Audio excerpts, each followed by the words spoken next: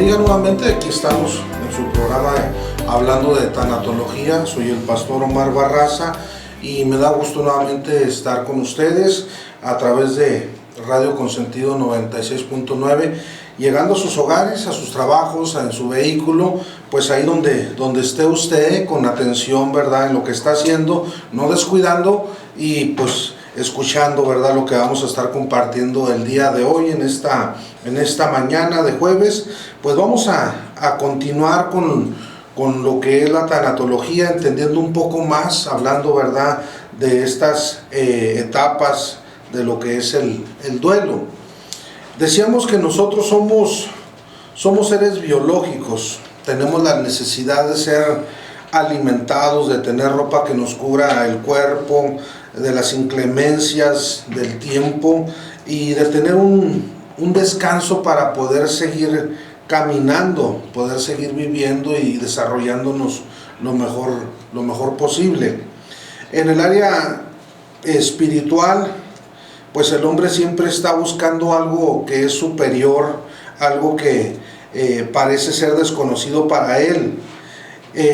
Necesitamos crecer, llenar esos vacíos existenciales, pero que siempre sean basados en principios bíblicos. En el área psicológica, pues esta área es la de la inteligencia, de la voluntad que mueve a las personas a realizar una actividad.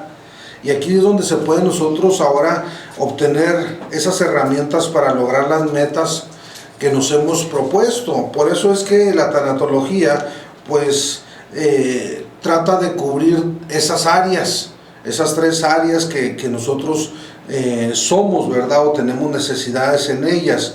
Y decíamos, ¿verdad?, que la tanatología, hay una frase que se menciona que nos habla de consolar siempre, ayudar a veces conforme podemos, ¿verdad?, pero nunca dañar.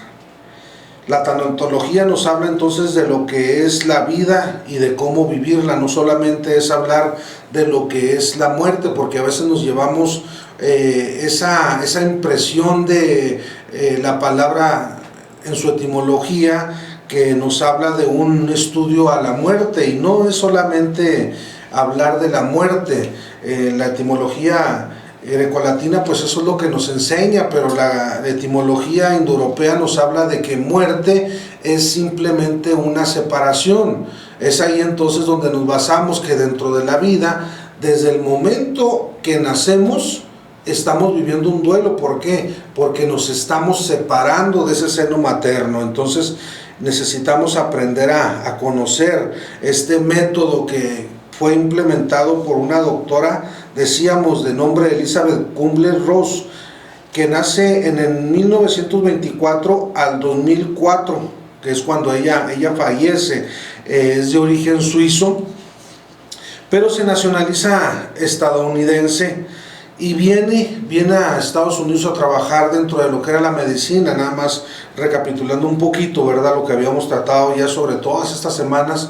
Esta mujer viene a trabajar en ese hospital, en el cual pues todavía la mujer la tenían un poco relegada, y dijeron, bien, pues vamos a darle esa oportunidad de trabajo, pero vamos a mandarla a los cuidados paliativos, allá donde las gentes ya no tienen esperanza, y vamos a que vaya ella a trabajar con ellos. Pero con el tiempo empezaron a notar algunos cambios en aquellas personas que estaban en aquella sala. Ya no se escuchaban tantos llantos, lamentos, sino que empezaron a escucharse risas, conversaciones amenas. Cambió ese estado en el cual se vivía dentro de esa sala. Y bien, ella nos enseña bajo este método. Algunos dicen que es una ciencia, otros dicen que es una disciplina, pero bueno, este método de lo que es un tanatólogo nos habla de que es un acompañante durante los procesos de duelo en los diferentes tipos, o sea, hablando de pérdidas significativas que una persona puede tener. No solo hablar de muerte, repito, no es solamente tratar de muerte, sino de pérdidas significativas, porque vuelvo a repetirlo, recalco, muerte etimológicamente también es separación. Todos necesitamos de todo, sí. No por el hecho de que alguien sea pastor dentro de una congregación, porque sea líder, porque tenga años ya trabajando en un ministerio, no tenga o no viva por un dolor o por una pérdida. Todos no somos de hierro, eso tenemos que tenerlo en claro, ¿verdad? Somos humanos y todos con las mismas necesidades, a lo mejor en diferente grado, pero todos tenemos necesidades, o hay un común denominador, ¿verdad?, ahí entre nosotros. Entonces, el hablar de muerte dentro de las iglesias pareciera ser que todavía sigue siendo un tabú porque no lo mencionamos.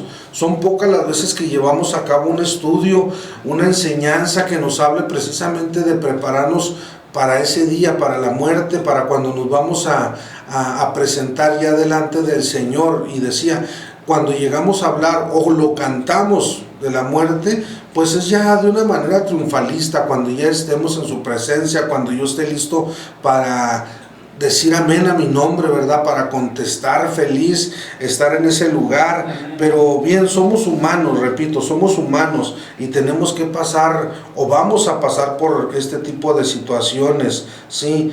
Y la biología, pues decíamos que la biología viene siendo la ciencia que estudia el origen y la evolución y las características de los seres vivos, así como sus procesos de vida, su comportamiento y su interacción entre sí y con el medio ambiente. ¿Qué quiere decir todo eso?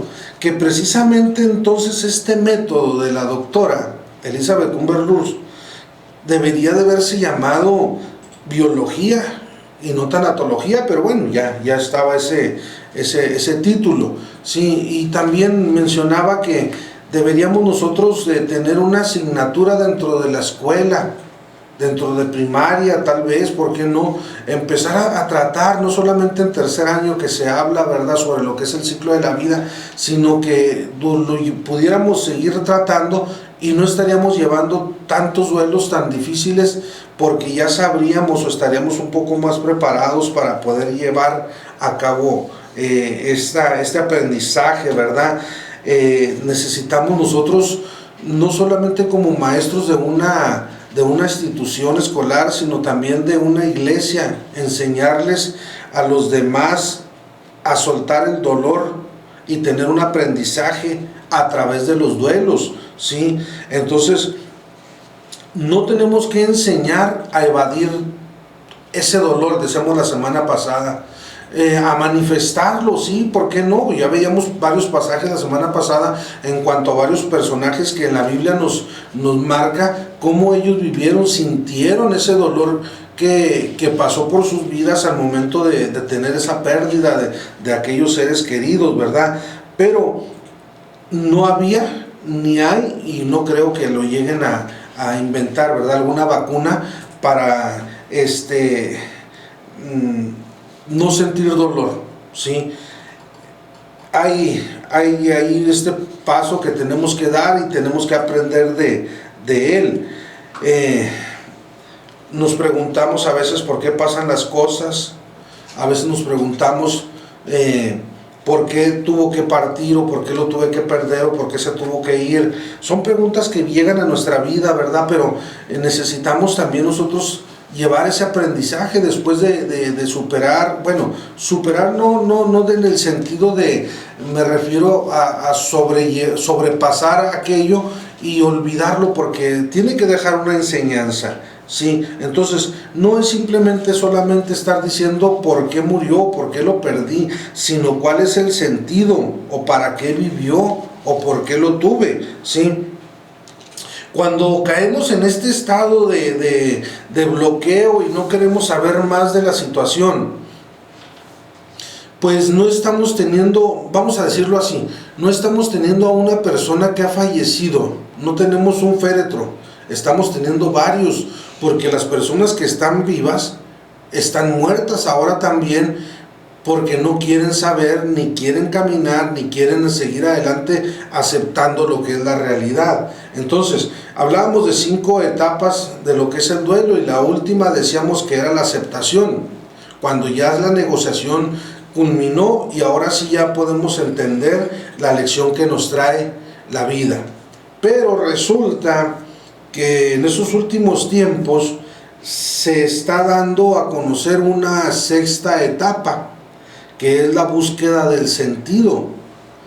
¿Por qué? ¿Para qué? ¿Cómo? ¿Cuándo? ¿Dónde? Todo ese tipo de preguntas que se nos vienen en un momento, ahora ya podemos darle una respuesta. Y cuando veo yo que esta última etapa que ahora se quiere implementar ya dentro de lo que son las etapas del duelo, que es la búsqueda de sentido, me recuerdo entonces el libro de Víctor Frank, El hombre en busca de sentido. Este hombre que era un judío que fue llevado a un campo de concentración nazi, nos habla, ¿verdad? No solamente uno, fueron cuatro campamentos en los cuales él estuvo, y este hombre, siendo médico, conocía, siendo psiquiatra, si no me equivoco, conocía, ¿verdad?, la situación, y creo que eso le daba la fuerza para poder seguir viviendo, porque él luchó durante todo este tiempo para caminar, para seguir, para perseverar dentro de las situaciones. O sea, estamos hablando de que a él le tocó ver cómo su familia, sus amigos, sus conocidos, cómo niños, adultos murieron durante este proceso, durante este tiempo que estuvieron en este campo de concentración. Bien, pues empieza él a hablar, empieza él a tratar, a conocer o a motivar a aquellos que estaban viviendo en esa situación, que ya no hallaban la salida, que muchos deseaban la muerte, que ya no veían cómo superar todo lo que estaban viviendo. Bien, él trató de darle un sentido a todo ese tipo de sufrimiento. Ahora, ¿será que verdaderamente todo el sufrimiento que a veces vivimos o que nos toca pasar tenga un sentido realmente? Si vamos a la Biblia, el libro de Hebreos capítulo 12, verso 11, dice el verso 11: es verdad que ninguna disciplina al presente parece ser causa de gozo, sino de tristeza, pero después da fruto apacible de justicia a los que en ella han sido ejercitados. Y aquí fíjese qué interesante, cuando nos habla de que para nadie, y creo que así es, ¿verdad? Para nadie o a nadie le gusta ser disciplinado, pero con el tiempo nos damos cuenta, ¿verdad?, que fue para nuestro bien o un propósito tenía. Y precisamente una de las formas en que Dios nos ayuda a atravesar nuestras tormentas es por medio de los sistemas de lazos familiares entre o conocidos o allegados. Sí, por eso deseamos de las redes de apoyo que necesitamos crear o formar, y para eso creo que la iglesia está, para recibir a todo aquel que llegue con diferentes tipos de duelos. Habrá personas que lleguen atravesando un divorcio, habrá quienes lleguen sufriendo la pérdida de un familiar, perdiendo el trabajo, no sé, una estabilidad económica, cambio de residencia, jovencitos que tuvieron que cambiar la escuela y en ese momento pierden sus compañeros, los tuvieron que dejar y ahora se están enfrentando a un cambio. Entonces, como iglesia nosotros pues necesitamos, ¿verdad?, llegar a tomar ese papel, ¿sí?, ese papel de mediadores en cuanto a lo que es el sufrimiento o el dolor que atrae o que conlleva, ¿verdad?, el vivir este tipo de situaciones. Y es difícil comprender cómo el sufrimiento puede tener un sentido favorable para nosotros, pero también después de tiempo entendemos cómo Dios utilizó ese sufrimiento para poder ser, aunque tal vez aquí se escucharía un poco raro, ¿verdad?, pero decir, Dios permitió ese sufrimiento para que nosotros seamos de bendición para otras personas después de haber pasado por ese proceso. Pero cuando no lo hemos pasado, tomamos las cosas muy a la ligera, no entendemos a las personas, somos indiferentes, no hay esa empatía para poder trabajar con ellas, no les enseñamos a capitalizar ese tipo de situación que está viviendo, ¿sí? Por eso Dios tiene una razón para nuestro sufrimiento, ¿sí? Nuestro Padre nos está preparando para ayudar en las necesidades internas de otros, pero primero para eso necesitamos nosotros atravesar por esos lugares que tal vez van a ser desérticos, oscuros, y que es necesario para poder ahora entender de otra manera muy diferente a las personas que están viviendo o experimentando momentos de aflicción, de duda, de enfermedades, de tentaciones, y poderlos consolar, motivar, ayudar, apoyar, ¿sí? Y mire, en 2 de Corintios capítulo 1 verso 3 y 4 dice: bendito sea el Dios y Padre de nuestro Señor Jesucristo, Padre misericordioso y Dios que siempre nos consuela. Dios nos consuela en todos nuestros sufrimientos, para que también nosotros podamos consolar a quienes sufren, dándole el mismo consuelo que recibimos de Él. O sea, aquí nos está hablando entonces muy claro. En esta carta Pablo habla perfectamente de que todos pasamos por sufrimientos, por padecimientos, vamos a pasar, y el hecho de que yo sea cristiano, el hecho de que yo tenga un liderazgo, el hecho de que yo tenga la más antigüedad dentro de esa congregación, haya sido el fundador incluso, o sea, el pastor, no me está exentando de que yo pase por sufrimientos, no, claro que no. La diferencia aquí, como lo marca el capítulo primero el versículo 4, que Dios nos consuela en todos nuestros sufrimientos, dice, para que también nosotros podamos consolar a quien sufren, entendiendo cómo Él nos consoló en otro tiempo, en otro momento. Entonces, de esa misma manera vamos a dar de gracia lo que de gracia recibimos. Cuando un pastor no ha pasado por ese tipo de situaciones, cuando un líder departamental ha pasado por una situación difícil, créame que puede darle mejor cobijo a aquel que llega necesitando, ¿sí? Miren,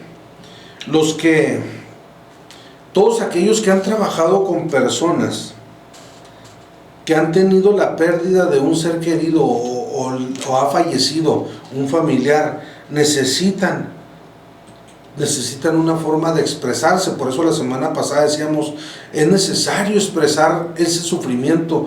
No es pecado el llorar, no es pecado sentir dolor, no es pecado sentir un momento de soledad. No, es un proceso natural que estamos dispuestos, creo yo, si estamos en las manos de Dios, estamos dispuestos a pasar, porque Dios no nos va a dar más carga de la que no podamos llevar. O sea, si Dios pone la prueba, Él también va a poner la salida, ¿sí? Entonces, ¿se imaginan los apóstoles cuando estaban escondidos? A lo mejor pudiéramos decirlo así, o así se pudiera ver, cuando estaban en el aposento alto, escondidos, atemorizados por los judíos, por los romanos, que podían llegar nuevamente contra ellos, ya que no se detenían, ya que habían matado al maestro, ya no estaba entre ellos, pero ahora estaban ahí, escondidos, atemorizados, pensando qué podía suceder ahora con ellos. Mire, había dolor en ellos. Quiere decir que eran humanos, y así como ellos pasaron por ese tipo de situaciones, tal vez nosotros vayamos a pasar por otras similares o diferentes, pero vamos a experimentar ese tipo de situaciones. En Lucas capítulo 24, verso 9 al verso 11 dice: se fueron del sepulcro y les contaron a todos los 11 apóstoles y a los otros seguidores. Estas mujeres eran María Magdalena, Juana, María la mamá de Santiago y otras más. Cuando les contaron a los apóstoles lo que había pasado, no les creyeron, porque les pareció que era un disparate. Entonces, estas mujeres van a dar la noticia y se les hacía algo algo raro, algo, no sé, fuera de serie, ¿verdad? Lo que estaban contando, lo que estaban diciendo, ¿sí? Pero ellas llevaban las buenas nuevas, que ya Jesús había resucitado, que ya no estaba en esa tumba. Ellas iban contentas, ellas iban felices ya, de manera diferente. Es lo que, vaya, lo que quiero dar o decir, es de que ellas en un momento determinado sintieron lo que sintieron aquellos que estaban en ese aposento escondidos. Tomo esta palabra, escondidos. Ahora ellas llegan de diferente manera, porque ya habían visto que la tumba no detuvo a Jesús. Entonces, si no lo detuvo a Él, no va a detener entonces ese dolor en nuestras vidas, sino que va a ser simplemente parte de un proceso, ¿sí? Y la vida tiene que continuar. Ya pasamos ese momento, ya viene o llegamos a esa etapa de la culminación o la aceptación del duelo. Ahora vamos a encontrarle el sentido a la vida, decíamos, dentro de esta sexta etapa que hoy empieza a trabajarse, a buscarle sentido. La vida tiene que continuar. O sea, un padre de familia que perdió a su madre, a la esposa, está perdiendo a la mamá de sus hijos, pero bueno, ya no está su cónyuge. Y esto se tiene que aceptar y ver la realidad y ver que la vida sigue y tenemos muchas cosas por delante, ¿verdad?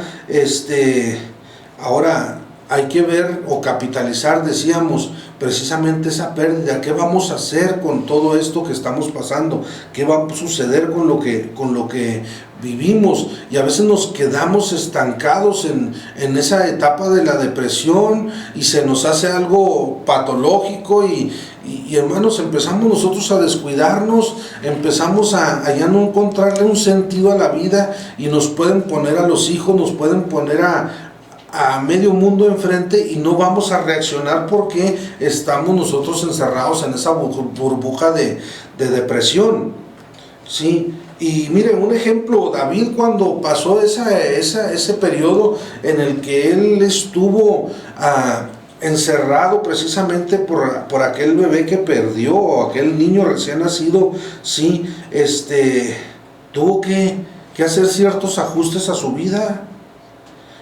David no pasó el resto de su vida haciendo duelo, ni rasgándose la ropa, ni llenándose de cenizas. No, o sea que él tuvo que entender que ya tenía que pasar a la siguiente etapa. En el segundo libro de Samuel, capítulo 12, verso 23, dice: mas ahora que ha muerto, ¿para qué he de ayunar? ¿Podré yo hacerle volver?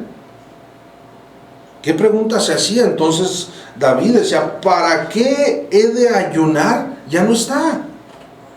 ¿Sí? ¿Podré yo hacerle volver? Claro que no. Dice, yo voy a él, mas él no volverá a mí. Y se levanta, sale de aquella habitación y dice, ahora sí, pues tráiganme agua, tráiganme jabón, tráiganme ropa limpia, la vida tiene que seguir, no puedo estar yo aquí más tiempo. Así que muchas veces nosotros, aunque se oiga o se escuche fuerte o diga, pues qué falta de sensibilidad, pero es una realidad, y lo decía unas semanas atrás, ¿cómo podemos nosotros ver en ese ambiente de la farándula o de los artistas o aquellos actores que se dedican a trabajar en teatro y que tienen que hacer sus presentaciones en vivo, ¿verdad? Y pasan por momentos difíciles? Y mencionaba un actor de esos que trabajan en un teatro, en un circo, en una función, no sé, ante el público, llegan a recibir una noticia, pero así como reciben la noticia, reciben el tercer llamado y tienen que salir y presentarse y olvidarse tal vez de ese momento y dar lo mejor de ellos ante el público, por respeto al público. Y decía Pablo que él había superado a muchos de sus contemporáneos en cuanto a las costumbres y tradiciones que sus antepasados habían dejado. Y a veces nosotros así estamos, solamente queremos para lo secular o para las cosas del mundo, nos damos lo mejor, y es ahí donde se ha dado el caso en que llegan personas y dicen, bueno, ¿cómo se elabora un duelo? Bueno, el duelo se va a elaborar de esta manera.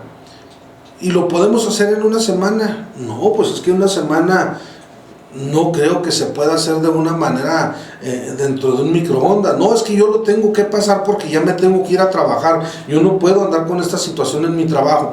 O sea, para el trabajo sí podemos, para hacer muchas cosas sí podemos. Entonces, creo que lo hemos visto de una manera equivocada. Sí, cierto, tenemos que salir, tenemos que enfrentar la vida, la realidad de la situación que estamos viviendo, pero con sabiduría. O sea, no podemos nosotros ni acelerarnos, ni precipitarnos, ni tomar decisiones que pueden ser muy, muy cruciales o que van a cambiar nuestra vida de una manera total, sin antes tomarnos un tiempo precisamente para vivir este tipo de situación. Miren, Génesis capítulo 24, verso 67 dice: y trajo Isaac a la tienda de su madre Sara, y tomó a Rebeca por mujer, y la amó, y se consoló Isaac después de la muerte de su madre. ¿Sí? Esto, hermanos, que vemos aquí, pues es simplemente la experiencia que vivió Isaac ante la pérdida de su mamá. ¿Sí? Vivió, sufrió, pero luego continuó su vida. ¿Cuánto le llevó? Pues no sé exactamente, yo no le puedo decir exactamente cuánto tiempo pasó, pero lo que sí veo aquí, que él no se quedó en ese momento de sufrimiento. Tal vez llegó la aceptación y buscó el sentido a la vida. Tanto lo buscó que lo encontró en Rebeca, porque dice que en ella se consoló o encontró el consuelo. Sí, o sea, esto no está significando, o no quiero decir que se olvidó de su mamá. No nos vamos a olvidar de aquellas personas que ya se fueron o que ya no están, sino que vamos a capitalizar, repito. ¿Qué podemos hacer? Vamos a honrar su memoria. ¿Cómo? Pues no sé, vamos a terminar los planes, los propósitos, los deseos, lo que ellos querían hacer, lo que tenían ya planeado, y se detuvo ante esta situación, ante una enfermedad que llevó tiempo, que no se pudo haber sido un cáncer, y que dentro de las quimioterapias que se estuvo realizando se llevó un tiempo y pues se detuvieron muchas cosas se detuvieron, pero ya llegó el momento de otra vez activarnos, tal vez crear una fundación a nombre de una persona, o por qué no hasta de una mascota, y quien lo ha hecho. ¿Sí? Eso es volver a la vida. Decíamos cuando tratábamos lo que eran los duelos gestacionales, aquella persona o aquel matrimonio o uno de los dos quiere volver a reactivar, por decir, su actividad sexual en el matrimonio, y la otra parte no quiere porque se siente mal, se siente algo sucio, siente que está cometiendo un pecado, siente que está haciendo algo no agradable a Dios, o faltarle al respeto al niño que murió. Esto no es nada de eso, es simplemente darle el sí a la vida, saber que hay más por delante y que nosotros no conocemos lo que viene el día de mañana. Algo pasó ahí, Dios es el único que conoce y sabe qué fue lo que ocurrió realmente. ¿Sí? Pero nosotros tenemos que seguir adelante, y una de esas maneras, o una forma de decirle a la vida que estamos aquí, pues es precisamente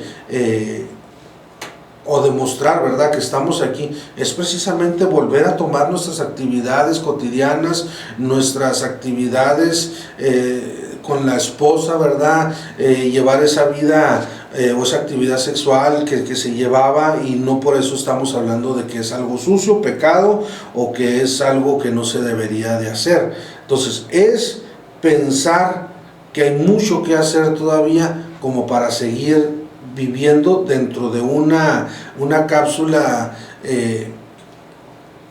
de depresión. Por eso decíamos que es importante entender todo esto para poder superar las situaciones que estamos viviendo. Y cuando vivimos o cuando estamos ya aceptando todo esto, fíjese, vamos a lo que nos lleva este tipo de experiencias. En Filipenses capítulo 2, verso 3 al verso 5 dice: nada hagáis por contienda o por vanagloria, antes bien con humildad, estimando cada uno a los demás como superiores a él mismo.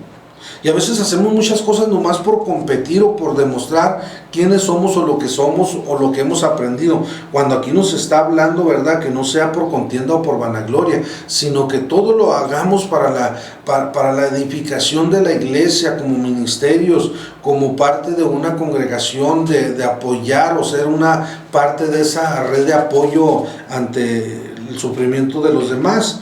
Por eso no viéndonos como mayores que nadie, no, sino haciéndolo todo con humildad, ¿sí? El verso 4 dice: no mirando cada uno por lo suyo propio, sino cada cual también por lo de los demás o los otros. Entonces, cuando ya hemos nosotros entendido esa parte o esa área que vivimos y ya asimilamos el dolor, vamos ahora a tratar de ser de bendición para aquel que lo está pasando. O sea, vaya, un día, hace ya algunos años, teníamos unos problemas en la iglesia y yo le comenté al presidente de la asociación a la cual pertenecíamos y le dije: pastor, está pasando esta situación en la iglesia, ¿qué se puede hacer?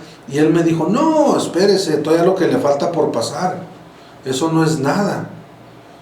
Digo, bueno, pues qué bonita ayuda, ¿verdad?, o apoyo, en lugar de decirme: ¿sabes qué? Haz esto, haz lo otro, mueve esto, mueve lo aquello, o no sé, prevente de esto, porque van a venir cosas a lo mejor más difíciles, pero para eso estamos nosotros, para ayudarlos a que sepan pasar por todo eso y que cause el menos daño posible, ¿sí? Entonces, no mirando cada uno lo suyo propio, sino cada cual también por los de los otros. Eso es a lo que nos está mencionando. Dice el verso 5: haya pues en vosotros este sentir que hubo también en Cristo Jesús. ¿Qué nos está enseñando entonces todo esto? A que nosotros debemos de salir de esa área de confort en la cual nosotros ya nos acostumbramos. Qué suave, yo llego a la iglesia, me siento, canto, aplaudo, danzo, no sé, escucho el mensaje y me voy a la casa ya bien a gusto. Yo ya hice lo que tenía que hacer, Dios me bendijo y punto. No, aquí es ahora salir de esas cuatro paredes. Yo, como siempre he dicho, nosotros vamos a una iglesia o a una congregación a tres cosas. Primero, adorar a Dios, a buscar de su presencia y entregarle un sacrificio vivo de alabanza. 2, aprender de Él, conocerle, saber más. Y 3, salir dispuestos a testificar y buscar a aquel que necesita conocer de Dios. ¿Qué tenemos que hacer entonces nosotros? Si ya tengo esta herramienta de lo que es este método de apoyo en lo que es la tanatología, bien, ahora comprometerme a tratar de ser alguien voluntario, trabajar de manera voluntaria, ayudando a aquellos que están viviendo un duelo. Si yo ya sé, ya entendí, ya pasé por ellos, bueno, ahora yo tengo que dar de lo que yo recibí, decíamos en el versículo anterior. Entonces, al momento de que yo hago esto, yo puedo sentir ahora una satisfacción de haber servido, de haber hecho algo, de haber sido parte de, o haber sido útil para otros. ¿Dónde? No sé, en un asilo, en un hospital, en una funeraria, en un centro de rehabilitación, no sé, en muchos lugares yo puedo ser útil. Yo he llegado y he hablado con maestros en las escuelas y les he comentado, estaría bueno que nosotros pudiéramos trabajar un poco lo que es la tanatología dentro de la escuela. Y lo primero a veces que me dicen, es que aquí es una escuela, no es una funeraria, no es que no vamos a hablar solamente de personas que han fallecido. Los jóvenes, los niños están pasando por diferentes tipos de duelos, y más ahora que van a regresar a la escuela, no sé cuántos van a regresar y de qué manera van a regresar. Hay muchos maestros que murieron, muchos maestros han muerto durante este año y medio que hemos estado ya sin clases presenciales. ¿Qué va a pasar con esos alumnos? ¿Qué va a pasar con aquellos que esperaban o tenían la perspectiva de que iban a retomar clases, iban a regresar con el maestro? O aquellos que platicaban y decían, cuando te toque segundo año, cuando te toque tercero año, vas a ver en quinto semestre que te toque con tal maestro, mira, que te va a enseñar o te va a decir, y llegamos a ese semestre o a ese ciclo escolar y no está ya. Es una pérdida, estamos perdiendo a un docente, estamos perdiendo a un maestro, estamos perdiendo a un tutor. Vaya, ¿qué podemos decir de esa persona? ¿Sí? Que tal vez ha sido hasta uno de los fundadores de esa institución. Y esos son tipos de duelos que, aunque no es directamente su familia, pero hay alumnos que están batallando, están luchando con esto, mientras nosotros estamos muy a gusto en las casas, viendo transmisiones, viendo predicaciones, viendo videos de alabanzas y gozándonos y danzando ahí en medio de la sala, cuando hay muchos que fuera necesitan que nosotros salgamos precisamente a trabajar con ellos, ¿sí? A seguir esa perseverancia en estos tiempos tan difíciles, y que la gente necesita. Dice el Salmo 56, verso 2 al verso 4: todo el día mis enemigos me pisotean, porque muchos son los que pelean contra mí con soberbia. En el día que temo, yo en ti confío. En Dios alabaré su palabra. En Dios he confiado, no temeré. ¿Qué puede hacerme el hombre? Mire, en determinado momento el dolor y el sufrimiento nos lleva a pensar o a sentir dejarlo todo. Ya no sabemos qué hacer, ya no sabemos, o le vamos perdiendo ese sentido, esa importancia, o ya perdimos esa pertenencia que nosotros teníamos por algo, y ya cambió nuestro estilo de vida. Ya no le hayamos sentido incluso a veces de asistir a la iglesia. Y créanme que hay muchos dentro de este tiempo de pandemia que perdieron a familiares, que perdieron amigos, no sé, alguien allegado con el cual tenían mucha relación. Están ahorita pasando por ese tipo de situaciones en las cuales sienten a lo mejor pudiéramos decir como un tipo de pleito, ¿verdad? O un tipo de resentimiento hacia con Dios. ¿Por qué permitió de que muriera? Entonces, algunos tal vez pudieran haberse acostumbrado a ya no estar en la iglesia, sino vivir de las transmisiones, como hay otros que pudiera ser que están en medio de esa ira, de esa etapa de la ira, y que no encuentren respuesta, y que por lo mismo no quieren ir a la iglesia, porque ven que todos están contentos, que todos están felices, cantan y aplauden y todo, mientras ellos están cargando con ese dolor, ¿sí? Y no hay quien los entienda, no hay quien les extienda la mano, ¿sí? Necesitamos entonces nosotros, precisamente, ser verdaderamente ahora de apoyo para aquellos, ¿sí? En este tiempo de pandemia que se está viviendo, vaya, es una situación difícil. Hoy lo decimos por esto, porque la manera de que hoy se está despidiendo a la gente no era la cual nosotros estábamos acostumbrados. Hoy solamente lleva uno a la persona al hospital con los síntomas graves. Muchos que creen que o piensan, ¿verdad?, que ya con el hecho de tener esa vacuna ya son inmunes a todo y quieren volver a hacer su vida normal, y ahorita a lo mejor alguien que llega a morir aún ya con esa vacuna y empieza el conflicto de decir, bueno, entonces ¿de qué sirvió vacunarse? ¿De qué sirvió confiar en Dios? ¿De qué sirvió congregarse? ¿De qué sirvió entregarme a Dios, servirle por tantos años y al final de cuentas de todos modos murió?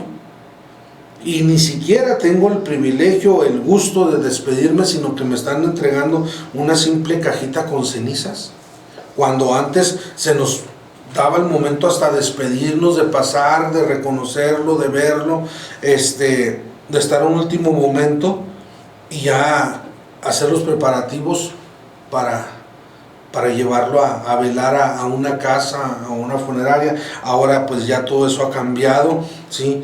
Y muchos ahorita sienten cargas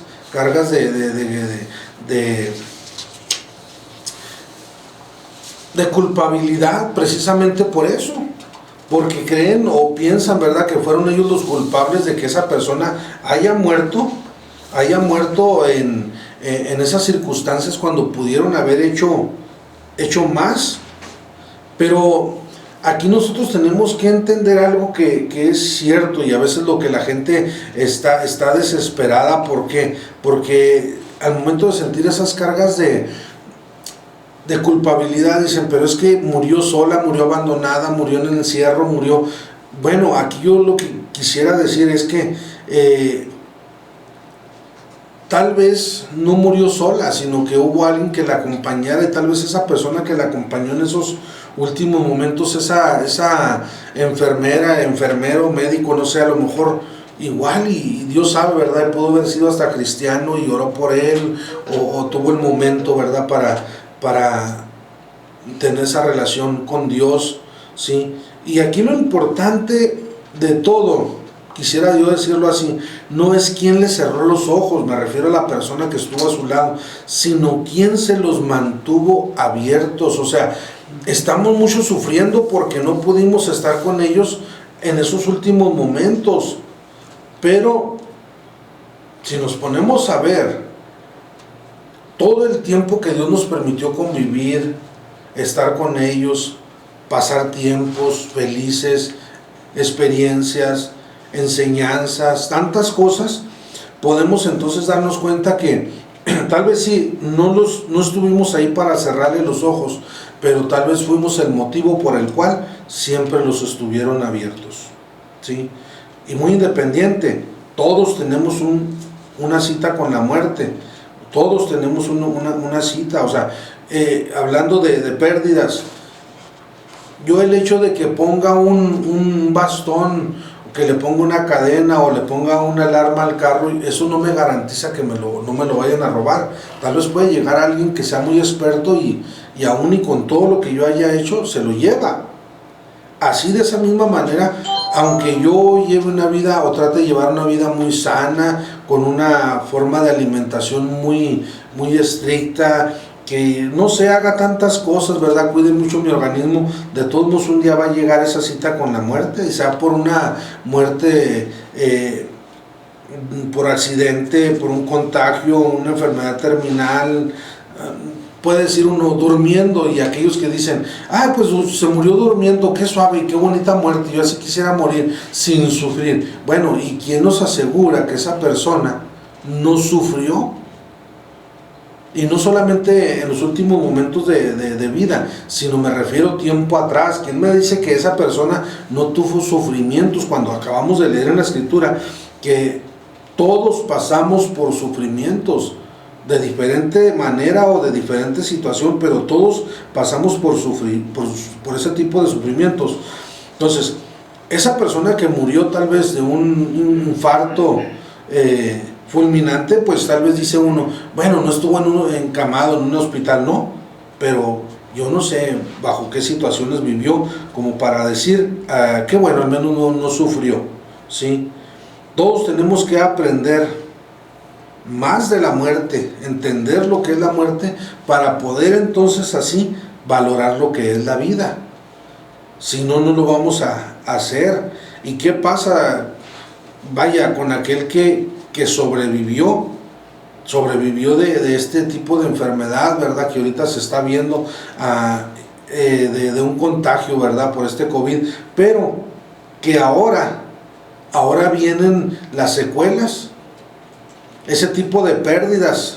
Estamos hablando de este tipo de pérdidas también, que son significativas. Imagina aquel que se dedicaba a cantar y que ahora sus pulmones quedaron dañados. ¿Cómo poder trabajar con él? ¿Cómo poder hacerlo? ¿Cómo poder ayudarle? ¿Cómo decirle a aquel que era, no sé, el deportista y le gustaba correr el maratón y ahora debido a las secuelas de esta enfermedad ya no va a poder hacerlo, al menos por un tiempo determinado, en lo cual va a tener que rehabilitar su organismo, pero mientras va a vivir una frustración? ¿Qué hacemos? ¿Cómo entenderlos? ¿Sí? Son personas, hay muchas personas que ahorita están viviendo bajo el miedo, están viviendo en el miedo, ¿sí? Personas que están sufriendo, o sea, encerradas por miedo a contagiarse, no quieren recibir visitas, ni tocar objetos, no quieren salir a comprar las cosas o el mandado incluso, ¿verdad? Y si llegan a hacerlo, pues quieren estar todo sanatizándolo y bueno, tienen miedo a morir, ¿sí? Y el miedo precisamente, decíamos, y me lo menciono rápidamente, decíamos que el miedo baja nuestras defensas. ¿Por qué? Porque en las cromosomas que decimos, en las cromosomas precisamente en sus extremos, los telómeros que están ahí son los que se contraen debido al estrés, al miedo, a la frustración, y debilitan todo el sistema inmunológico y nos hace hacernos sentirnos vulnerables para cualquier tipo de enfermedad.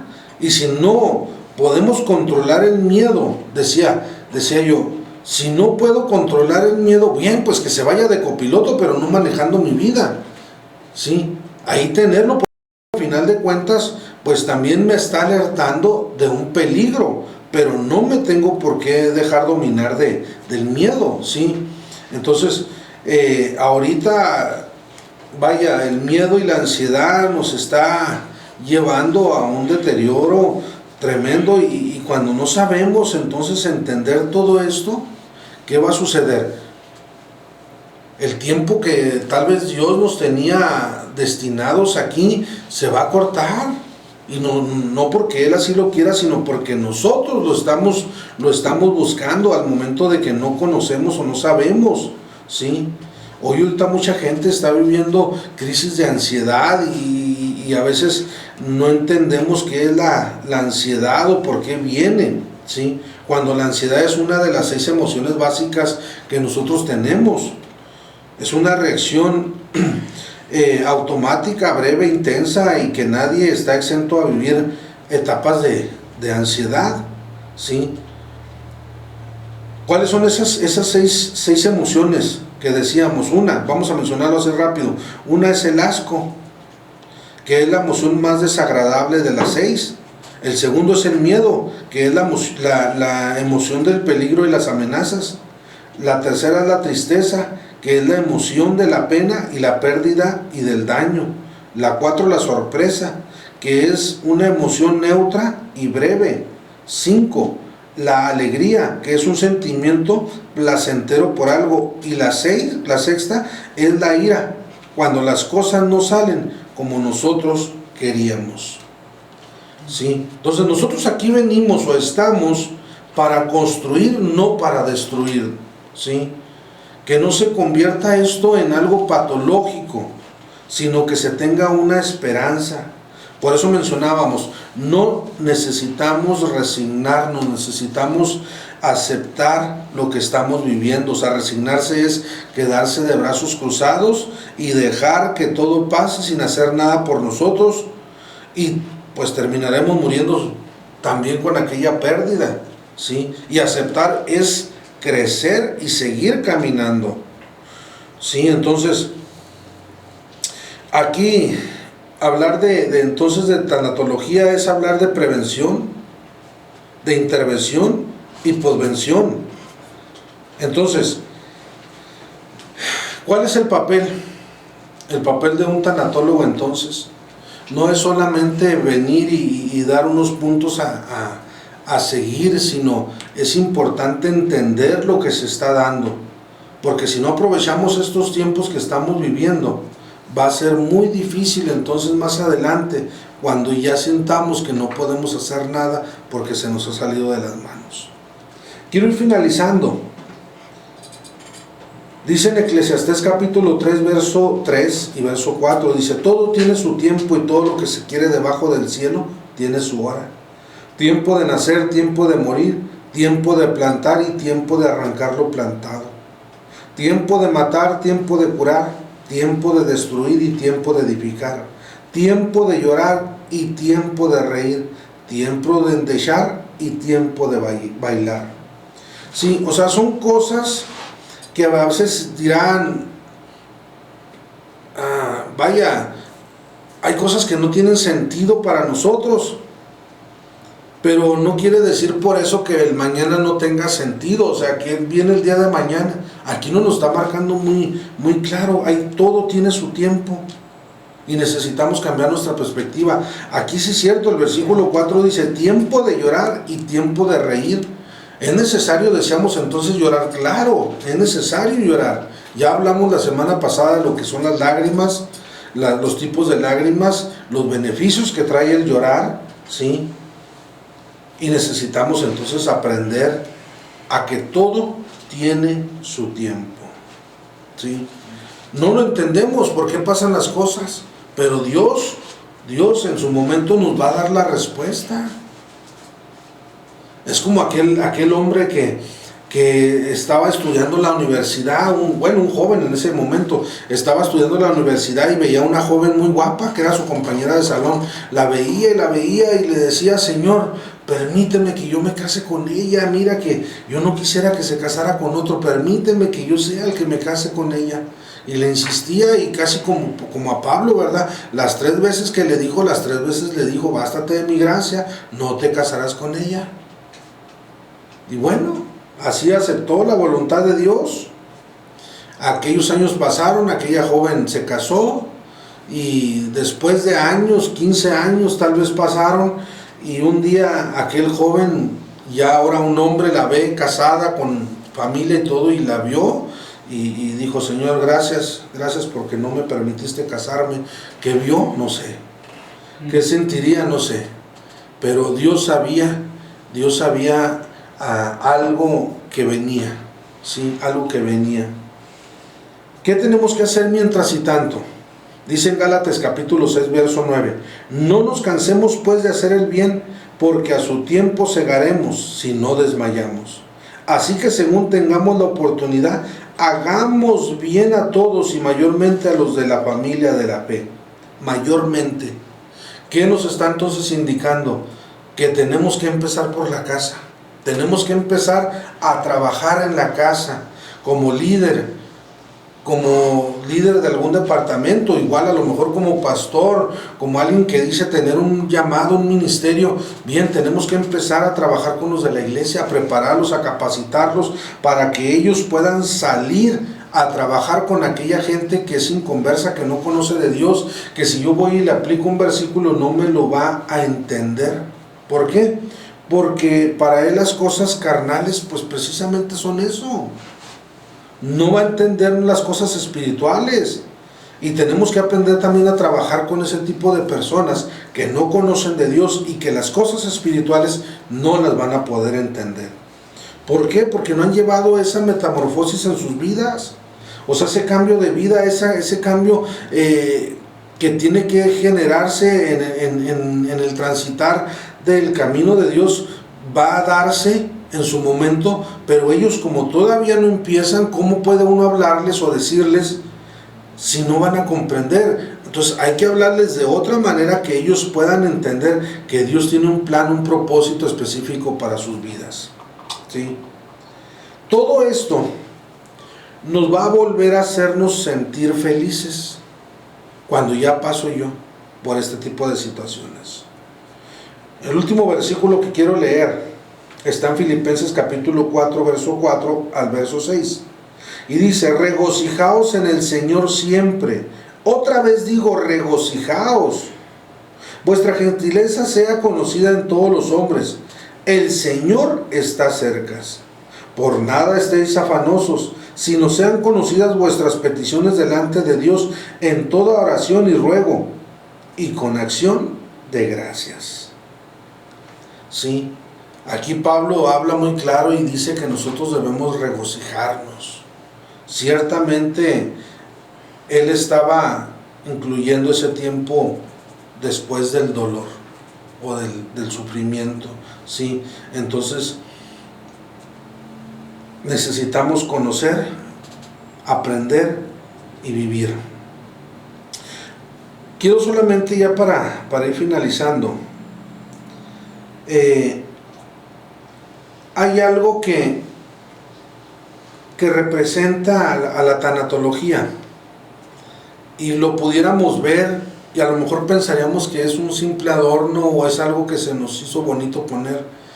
Es una mariposa, una mariposa que por ahí anda volando, una mariposa que pues que nos da un concepto muy diferente de la vida. Y en la tanatología esa mariposa pues nos representa precisamente esa metamorfosis que tenemos que vivir. ¿Cómo fue que se tomó esa mariposa para representar esta disciplina? Resulta que cuando estaban visitando aquellos campos de concentración en Alemania, empezaron a ver pintadas mariposas en las paredes. Veían unas mariposas que estaban pintadas y fue que se empezaron a preguntar, bueno, pero ¿por qué pintan mariposas? Porque se dieron cuenta que el haber estado dentro de un campo de concentración fue como haber estado en un capullo. Se sintieron morir, sintieron que se asfixiaban, sentían que estaban en la oscuridad, que estaban bajo presión, que ya no había esperanza para sus vidas después de haber vivido un momento tal vez feliz como una oruga. Pero ahora, después de este proceso, se dan cuenta que al momento de que salen de ese capullo, ahora son una mariposa. De un vil gusano se convierten a una hermosa mariposa. Dios nos quiere convertir no solamente en un número más de una membresía de la iglesia. Dios nos quiere convertir en algo más que un líder departamental de una iglesia o ser el pastor de una iglesia.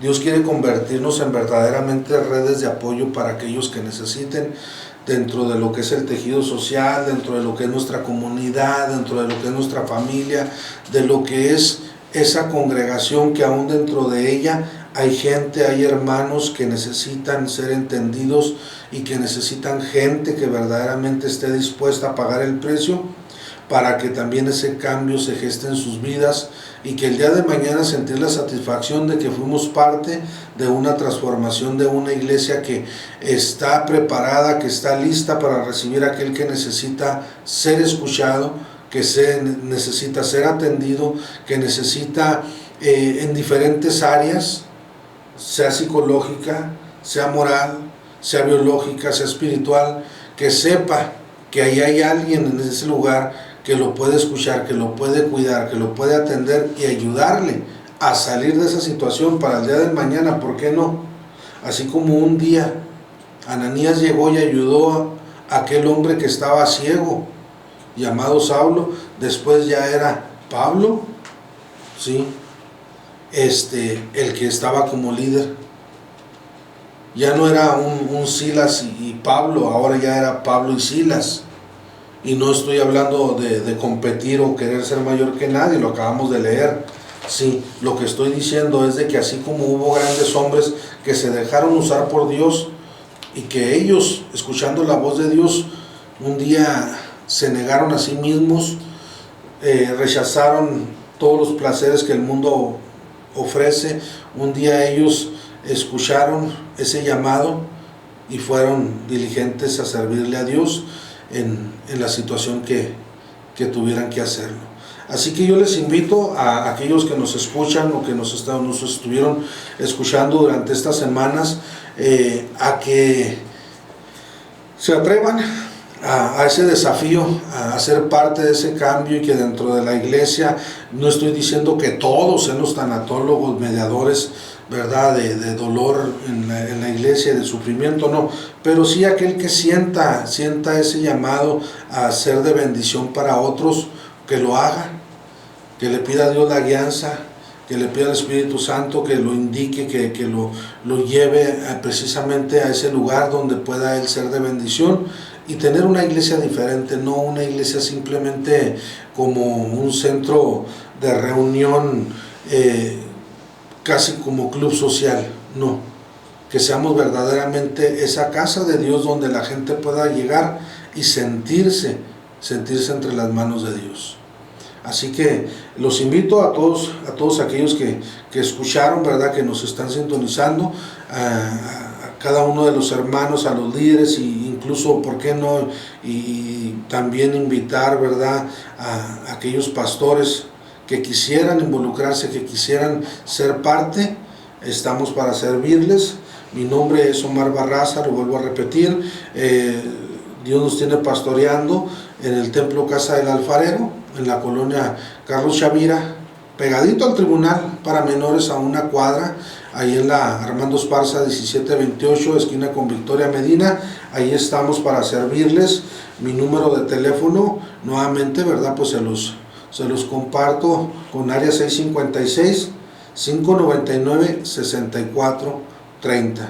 Igual nos encuentran ahí en las redes sociales, ahí pueden encontrar la información y preguntas, dudas, comentarios, algo que quieran saber más y podamos ser de apoyo y de bendición, pues ahí estamos. Así que pues terminamos por el día de hoy este programa más, ¿verdad?, de tanatología, aquí en Radio Consentido 96.9 FM, deseándoles lo mejor, ¿verdad?, que Dios bendiga sus vidas, que Dios sea guardándoles y poniéndoles en su corazón el sentir de hacer su voluntad. Así que sin más ni menos, pues nos despedimos, fue un gusto, ¿verdad?, poder haber estado con ustedes a través de estos micrófonos y poder estar ahí con ustedes en sus hogares, en su trabajo, en su auto, no sé, ahí donde esté. Que Dios sea con ustedes, bendiciéndoles, guardando sus vidas. Dios les bendiga, los saluda su hermano y amigo Pastor Omar Barraza. Bendiciones. Qué bonito es estar aquí para adorarte. Qué bonito es estar aquí para expresarte aquellas cosas que solo a ti puedo decirte, porque sé que solamente tú has de escucharme, mi amado Jesús, mi amado Jesús. Hay momentos que siento que no estás conmigo, pero con tu tierna voz me hablas al oído y me dices: no temas, yo estoy contigo. Y Él te dice: no temas, Él está contigo. Y yo estoy contigo, no importa lo que pienses, yo estoy contigo. Para ayudarte, para darte fuerzas, hijo, yo estoy contigo. Nunca te he dejado, nunca te dejaré, yo siempre estaré a tu lado. Y yo estoy contigo, en los momentos más difíciles, yo estoy contigo. Para ayudarte, para darte fuerzas, hijo, yo estoy contigo.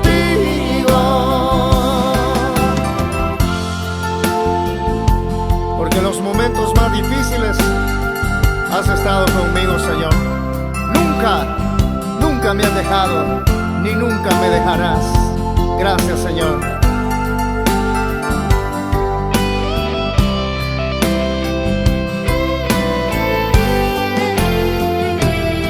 Gracias te doy, Señor Jesús, por lo que me dices. Perdóname si alguna vez mi fe te ha fallado, mas sin embargo ahora sé que estás a mi lado, y desde ahora y para siempre estarás conmigo, y yo estoy contigo. No importa lo que pienses, yo estoy contigo para ayudarte, para darte fuerzas, hijo. Yo estoy contigo, nunca te he dejado, nunca te dejaré, yo siempre estaré a tu lado, y yo estoy contigo, en los momentos más difíciles yo estoy contigo, para ayudarte, para darte fuerzas, hijo. Yo estoy contigo. Nunca te dejaré, nunca te desampararé, siempre estaré a tu lado.